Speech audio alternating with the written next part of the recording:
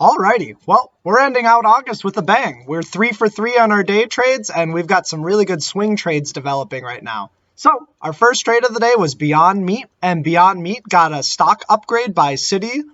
So we were looking for an entry long on this because we were gapping up above all these resistances. We got a nice push up, and I was a little bit too slow. I didn't want to take the first few minutes of the day, and thankfully I didn't because we had a nice pull down, and I put in a bid right here at about 135.71 right at support. We zipped up, and I was up about $40, but I wasn't really at the full target. I was targeting at least around this 138.50 area, and then we started to pull down. My stop was about 134.49. That held by about 25 cents a quarter. So we had a nice pull down, and then the buyer started showing up right at about this support, about 135. We started to curl up. We're sitting good on the position, and I really thought we were going to break this 138.50. We got a nice push up, pulled down, coming up again, but then we tried again, made a new high. And if you make a new high and then you pull down immediately and put in a tail candle like this, that's generally weak. I noticed that the bid was stepping back, so buyers aren't willing to buy as much at these high prices. They're willing to buy at lower prices. So if they're willing to buy at lower prices, the stock's probably going to drop. So I marketed out of that contract, and so we just took a nice Beyond, a nice revenue trade of about 380 into 490, $110. Great way to start off the morning. And so that was Beyond Meat. And we did reload with some shares at about 136. Then we reloaded some more shares of 135 and then one at 134. So we are down slightly on those shares, but no big deal. So our next trade of the day was Apple, AAPL. And Apple, this is in the game plan to go long over 126 and add over 127.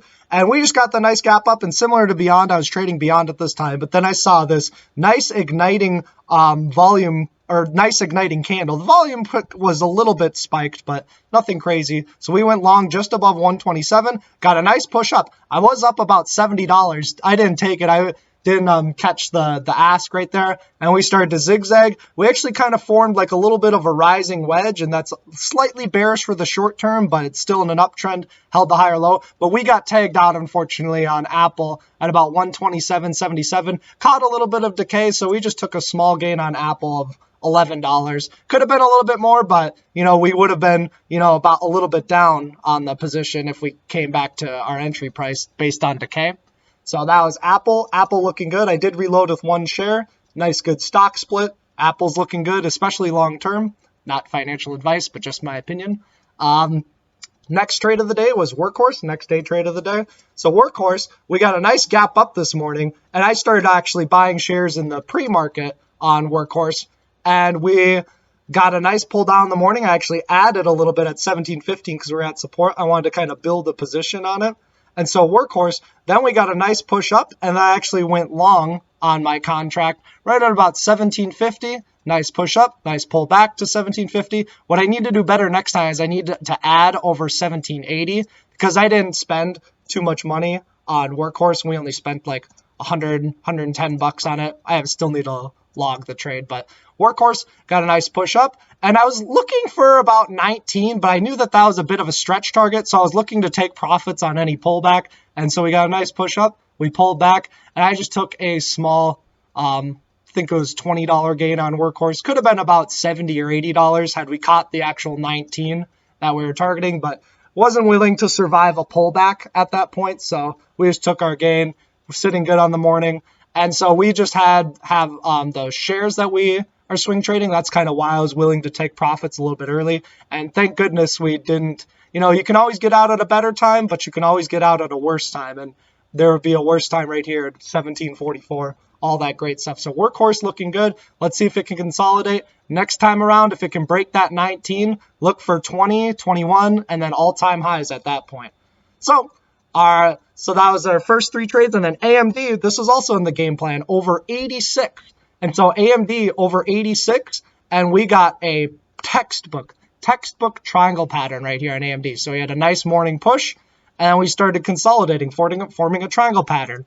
Then look what happened once we escaped the triangle pattern. We escaped on high volumes. That's extreme buying volume, and this is just textbook. You just buy the triangle pattern. You can add over the little high, so 86.14, And then just as I said in the game plan, I'm going to add over 87. So I added over 87 and then added over this little high, 87.42. And I'm doing this with debit spread, so it's extremely low risk. I mean, we paid $17 a contract on this AMD spread. So we paid $17. We got 3 of them, though, so that way I can leg out a lot easier.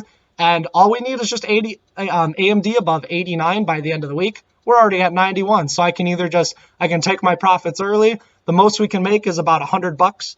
We can close this out for 1.5 or 0.5 times 3, so $50. 3 of them, $150. We spent $52, so a little bit less than $100 is our max profit on this. And all we need to do is wait at this point. I might take off a few contracts just to remove a little bit of the risk in case AMD does come below 89 by the end of the week. But AMD looking good. That was in the game plan. We said target about 90. We have had a little bit of a pullback from 90. Then we said 95, but I didn't think it would get there this week, but it might be. If we take a look at the AMD's daily chart, this is just a really solid breakout. Similar to Microsoft's we mentioned in the game plan. We had the higher lows, flat top resistance, and then boom, here's the pop.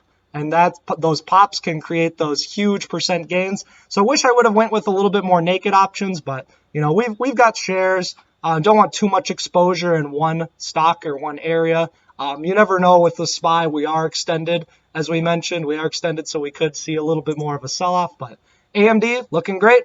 Hopefully you checked out that game plan. Let's make some more money this week. Thanks for tuning in. See ya.